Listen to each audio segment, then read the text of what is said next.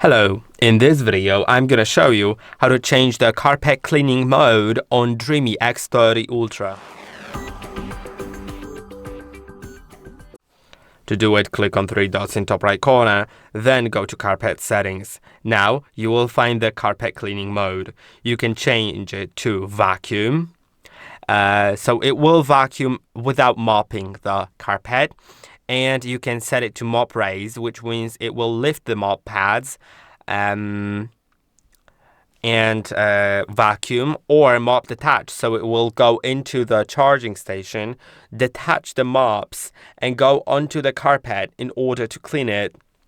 You can also select vacuum and mop, so it'll do both at the same time, but I wouldn't recommend that because mopping on a carpet may cause mold. Then avoid, which means it will go over a carpet, or ignore, which means it will behave on the carpet as if there were no carpets, and just like if the carpet was a normal floor. Now, once you set it up, ignore is great for as you can see, environments where there is no carpet or where mats can be mopped, like rubber mats.